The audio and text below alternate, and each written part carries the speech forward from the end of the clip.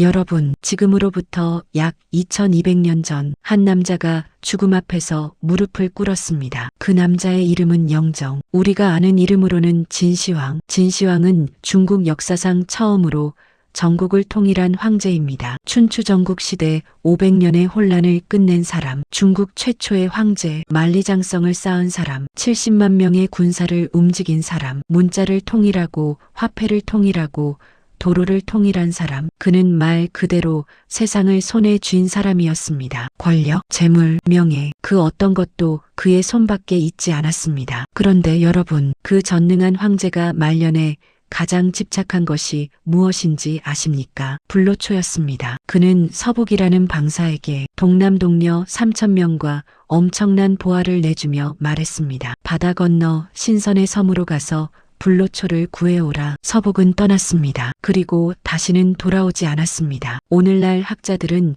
서북이 일본에 정착했을 것이라 추정합니다. 불로초 따위는 처음부터 없었으니까요. 진시황은 기다렸습니다. 기다리다 지쳐서 다른 방사들에게도 명령했습니다. 수은으로 만든 단약을 먹었습니다. 죽지 않기 위해 몸부림쳤습니다. 그러나 현실은 잔인했습니다. 그가 죽은 나이 49세였습니다. 인류 역사상 가장 강력한 권력을 가진 황제가 겨우 49세에 수은 중독으로 세상을 떠났습니다. 세상의 모든 것을 가졌지만 단 하나를 붙잡을 수 없었습니다. 시간이었습니다. 여러분, 오늘 이 영상을 보고 계신 분들께 묻고 싶습니다. 혹시 이런 생각 해보신 적 있으십니까? 10년만 더 건강할 수 있다면, 죽음이 두렵지 않을 수 있다면, 이 몸이 조금만 더 버텨준다면, 60대가 넘으면 몸이 먼저 마를 겁니다. 무릎이 신호를 보냅니다. 혈압 수치 하나에 밤잠을 설칩니다. 오랜 친구의 부고 소식이 휴대폰 화면에 뜨는 날, 가슴이 내려앉습니다. 그리고 조용히 이런 질문을 합니다. 나는 앞으로 어떻게 살아야 하는가? 오늘 저는 여러분께 도교가 수천 년 동안 감춰온 한 가지 진실을 말씀드리려 합니다. 그것은 신선이 되는 방법이 아닙니다. 그것은 바로 진짜 초능력이 무엇인가에 대한 이야기입니다. 진시황이 찾다 죽은 그 힘은 사실 바다 건너 신선의 섬에 없었습니다. 처음부터 그 안에 있었습니다. 도교가 말하는 진짜 신통이란, 도교에서 초능력은 신통이라 부릅니다. 그런데 많은 사람들이 오해합니다. 신통이란 공중을 날거나 천리를 한 걸음에 가거나 물 위를 걷는 기적 같은 것이라고. 아닙니다. 도교에서 신통이란 수행의 결과입니다. 자연의 이치와 하나가 되었을 때 저절로 나타나는 상태입니다. 도교의 경전인 도덕경은 이렇게 말합니다. 무의자연, 억지로 하지 마라. 자연처럼 살아라. 도교의 신통은 번개를 손에서 내뿜는 것이 아닙니다. 억지로 치열하게 살지 않아도 되는 삶의 경지입니다. 그 신통을 도교는 크게 5가지로 이야기합니다. 비승신통, 축지법, 변화신통, 장생불사, 출신. 지금부터 하나씩 여러분의 삶에 대입해 드리겠습니다. 이것이 단순한 설명이 아니라 60대 이후를 어떻게 살 것인가의 이야기임을 곧 느끼시게 될 겁니다. 비승신통 하늘을 나는 능력의 진짜 의미. 도교의 신선들은 하늘을 난다고 합니다. 팔선의 하나인 여동비는 학을 타고 하늘을 유유히 날았다 합니다. 그런데 그 비행이 정말 하늘을 나는 것일까요? 아닙니다. 이것은 상징입니다. 무거운 것은 내려앉습니다. 가벼운 것은 떠오릅니다. 욕망이 무거우면 몸도 무겁습니다. 집착이 깊으면 인생도 무겁게 가라앉습니다. 반대로 마음이 가벼워지면 삶도 가벼워집니다. 60대 이후의 삶이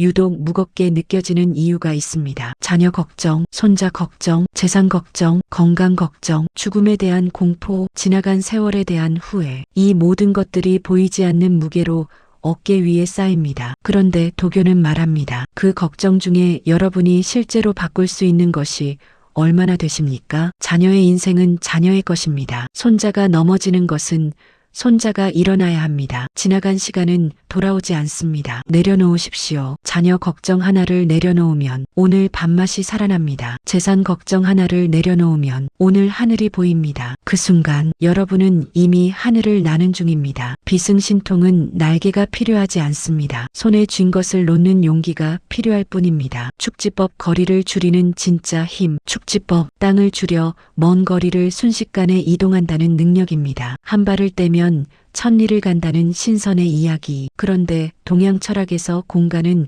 물리적 거리가 아닙니다. 마음의 문제입니다. 같은 집에 살아도 마음이 멀어지면 천리보다 멀어집니다. 말 한마디 없이 밥상을 마주 앉아 있는 부부, 명절에 전화 한 통 없는 자녀, 오랫동안 소식이 끊긴 친구, 거리가 문제가 아닙니다. 마음의 거리가 문제입니다. 반대로 한마디의 말이 그 거리를 줄입니다. 오늘 자녀에게 문자 한 통 보내십시오. 오늘 밥은 먹었냐? 그게 전부입니다. 오랫동안 연락 못한 친구에게 전화 한 통 하십시오. 나 자네 생각났어. 그 한마디가 천리의 거리를 없앱니다. 옆에 누워있는 배우자에게 말하십시오. 고마워. 오랫동안 같이 살아줘서. 60대 이후의 삶에서 가장 강력한 초능력은 말입니다. 진심 어린 말 한마디. 그것이 진짜 축지법입니다. 변화신통, 나를 다시 태어나게 하는 힘. 장자의 유명한 이야기가 있습니다. 호접지몽. 장자가 꿈을 꾸었습니다. 꿈속에서 그는 나비가 되었습니다. 자유롭게 날아다니는 나비. 그런데 꿈에서 깨어났을 때 장자는 이런 생각을 했습니다. 나는 지금 나비 꿈을 꾼 사람인가? 아니면 지금 인간이 되는 꿈을 꾸고 있는 나비인가? 이 이야기가 말하는 것은 무엇입니까? 정체성은 고정된 것이 아니라는 겁니다. 여러분, 60대가 되면 이런 말을 자주 하십니다. 나는 이제 늙었어. 내 역할은 다 끝났어. 이제 변하기엔 너무 늦었지. 그 순간 스스로를 가두는 겁니다. 나비였던 사람이 스스로 번데기 속에 다시 들어가는 겁니다. 그러나 도교는 말합니다. 변화는 죽을 때까지 가능하다. 80대에 그림을 시작한 사람이 있습니다. 70대에 악기를 배운 사람이 있습니다. 65세에 대학원에 진학한 사람이 있습니다. 몸은 나이를 먹습니다. 그러나 정신은 다시 태어날 수 있습니다. 오늘 딱 한 가지만 시작하십시오. 새로운 취미 하나, 한 번도 안 가본 동네 한 곳, 한 번도 읽어보지 않은 분야의 책 한 권. 그 시작이 여러분 안에 잠든 나비를 깨우는 일입니다. 이것이 변화신통입니다. 장생불사, 가장 오해받는 도교의 진실. 이제 가장 중요한 이야기를 할 차례입니다. 장생불사, 이것을 진시황처럼 해석하면 죽지 않는 몸을 만드는 것. 그러나 진짜 도교 수련자들은 전혀 다르게 이야기합니다. 도교에서 말하는 장생불사는 수명의 무한 연장이 아닙니다. 그것은 기운의 보존과 순환입니다. 도교의학은 인간을 세 가지로 구성된다고 봅니다. 정, 기, 신. 정은 생명 에너지의 근본입니다. 기는 몸을 순환하는 에너지입니다. 신은 정신과 의식의 빛입니다. 이 세 가지가 조화롭게 보존될 때 몸이 오래갑니다. 마음이 맑아집니다. 삶이 평온해집니다. 그렇다면 어떻게 하는가? 도교의 내단 수련이 말하는 방법은 놀랍도록 단순합니다. 첫째, 호흡을 고르십시오. 하루에 단 10분 조용히 앉아서 천천히 숨을 들이쉬고 내쉬십시오. 화가 날 때 숨을 한번 깊이 들이켜면 그 화의 절반은 이미 사라집니다. 둘째, 과식을 줄이십시오. 도교는 소식을 강조합니다. 배가 80%쯤 찼을 때 숟가락을 놓으십시오. 위장이 쉬어야 기가 순환됩니다. 셋째, 화를 줄이십시오. 도교는 분노를 기를 태우는 불이라 합니다. 화를 내면 기가 흩어집니다. 흩어진 기는 쉽게 돌아오지 않습니다. 오래 산 어르신들을 보십시오. 공통점이 있습니다. 잘 웃으십니다. 욕심이 없으십니다. 넷째, 억지로 무리하지 마십시오. 진시황이 죽은 이유를 다시 생각해 보십시오. 그는 불로초를 찾겠다고 집착했습니다. 단약을 삼키겠다고 욕심냈습니다. 그 집착이 그를 죽음으로 몰았습니다. 무리하지 않는 것, 그것이 진짜 장생불사입니다. 진시황은 몸을 잡으려 했고 결국 마음을 잃었습니다. 진짜 장생불사는 몸이 아니라 태도에 있습니다. 육부, 출신 의식이 확장되는 경험. 도교 수련의 가장 깊은 경지는 출신이라 합니다. 깊은 명상 상태에서 의식이 자신의 몸 바깥으로 확장되는 경험. 처음에는 나만 보입니다. 내 걱정, 내 아픔, 내 욕심. 조금씩 고요해지면 가족이 보입니다. 더 고요해지면 이웃이 보이고 사회가 보이고 자연이 보입니다. 그 순간 분노가 줄어듭니다. 집착이 옅어집니다. 내 것이라는 울타리가 느슨해집니다. 도교는 이 상태를 도화 하나가 된다고 말합니다. 여러분, 하루에 단 10분만 고요히 앉아보십시오.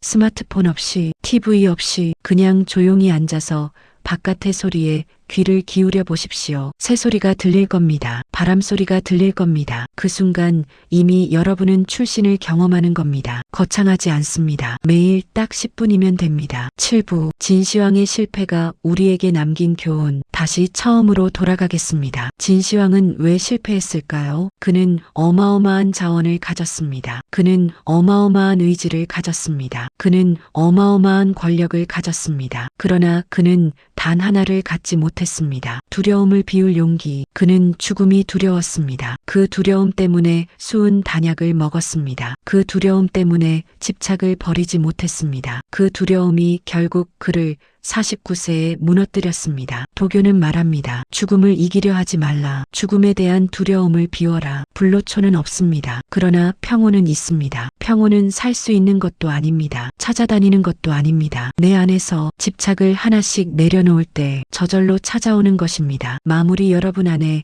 이미 초능력이 있습니다. 60대 이후의 삶은 감소가 아닙니다. 정화입니다. 덜어내고 비우고 가벼워지는 것. 그것이 도교가 말하는 가장 위대한 삶입니다. 진시황은 모든 것을 가지려다 아무것도 갖지 못했습니다. 그러나 아무것도 가지려 하지 않은 자, 그가 결국 모든 것을 가졌습니다. 오늘부터 딱 3가지만 해보십시오. 호흡을 하루 10분, 천천히 고르십시오. 가장 보고 싶은 사람에게 먼저 연락하십시오. 걱정 하나를 오늘 내려놓으십시오. 이미 여러분 안에서 도교의 초능력이 시작되고 있습니다. 여러분은 어떻게 나이 들고 싶으십니까? 진시황처럼 불로초를 찾다 생을 마칠 것입니까? 아니면 지금 이 순간 이미 가진 것들을 온전히 살아낼 것입니까? 그 선택 지금 여러분 손 안에 있습니다. 여러분, 나이 들어도 인생의 주인공은 바로 당신입니다. 구독과 좋아요는 무료이지만 큰 힘이 됩니다. 꼭 함께 해주세요. 오늘도 끝까지 함께 해주셔서 감사합니다.